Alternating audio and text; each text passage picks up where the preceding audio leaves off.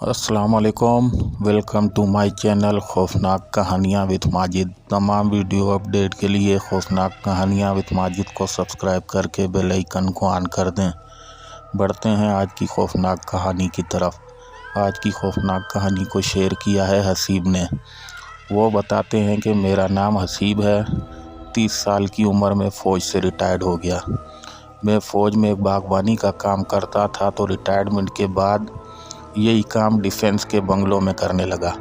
Pension और 3 बंगलों में माली का काम करने से मेरा गुजारा अच्छा हो रहा था।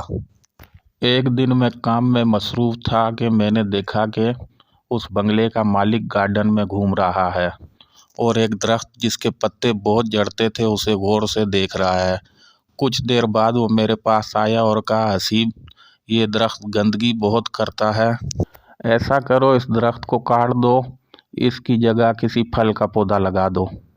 मैंने कहा, ठीक है, मैं कल कुल्हाड़ी लेकर आऊँगा और इस दरख्त को काट दूँगा। उसके बाद मालिक घर में चला गया और मैं अपने काम में लग गया। जाते हुए मैंने उस दरख्त को बगौर जायज़ा लिया। वो दरख्त तकरीबन 15 इंच मोटा था। उसकी डालियाँ फैली हुई थी और उसके पत्ते खूब झड़ते थे। उस दरख्त के नीचे घास भी नहीं हो रही थी, जबकि मैं यहाँ पानी बराबर डालता था। उस दिन घर जाकर मैंने अपनी कुल्हाड़ी को तेज़ किया और सामने रख दिया कि कल जाते हुए भूल ना जाऊं। रात को मैं अपने मामूलात से फारिग होकर सोने के लिए बिस्तर पर लेटा और नींद का इंतज़ार करने लगा, मगर नींद नहीं आ रही थी। काफ़ी देर के बाद ना जाने कब आँख लगी। मेरी आँख अचानक एक झटके से खुल गई और कमरे में हिंदुओं वाले गूंगे और सींग जो वो अपने मंदिरों में बजाते हैं बजने लगे। माहौल में एक अजीब सी बू फैली हुई थी और काफ़ी सारे लोगों की बोलने की आवाज़ें भी आ रही थी। कभी कभी मेरी चारपाई को धिक्का भी लग जाता था।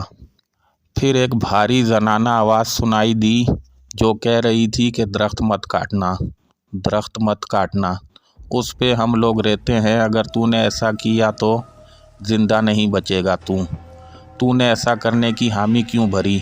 इस अमल से बाज आ जा, दरख्त मत काटना, दरख्त मत काटना। मैं सोच रहा था कि वो कौन सी मनहूस घड़ी थी जब मैंने उस दरख्त को काटने की हामी भरी थी। ये तो मुझे नज़र नहीं आ रहे थे, मगर जो भी थे धमकियों से लग रहा था कि ये मुझे पीस कर रख देंगे। कभी चीखने की आवाज़ें, कभी घंटियों की आवाज़ें, कभी कभी गाय की आवाज़ें।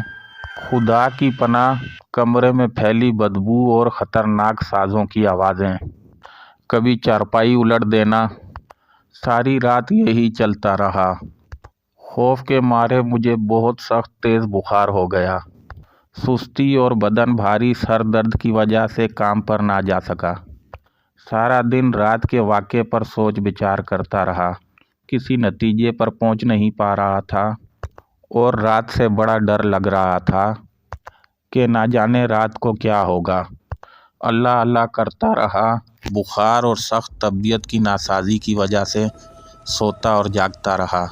रात का ना जाने कौन सा पहर था कि अचानक घबरा कर उठ बैठा और फिर जैसे तूफ़ान सा आ गया।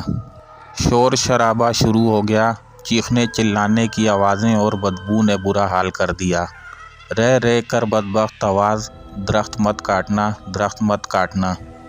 मैंने चीख कर कहा, मैं दरख्त नहीं काटूंगा, माफ़ कर दो, माफ़ कर दो। उसके बाद मैं बेहोश हो गया। होश आया तो सुबह हो चुकी थी। तबीयत सख्त ख़राब थी, लेकिन मैं हिम्मत करके उठा और बंगले पर पहुंच गया। खुशकिस्मती से मालिक घर पर मिल गया। मैंने उसको 2 रातों की दास्तान सुनाई कि मेरे साथ क्या होता रहा है। मैंने कहा कि मैं इस दरख्त को नहीं काटूंगा। फिर मैं उस दरख्त के पास गया और वहाँ खड़े होकर कहा कि मुझे माफ़ कर दो, मैंने दरख्त काटने का सोचा था, अब मैं बाज आ गया हूँ और ये दरख्त नहीं काटूंगा, मुझे माफ़ कर दो। ये बोलकर मैं घर आ गया। वो रात मैंने बड़े सुकून से गुजारी। कोई मसला नहीं हुआ। 2 दिन के बाद मैं ठीक हो गया और काम पर जाने लगा। अब मैं उस दरख्त को अच्छे से पानी देता हूँ और सुकून में हूँ।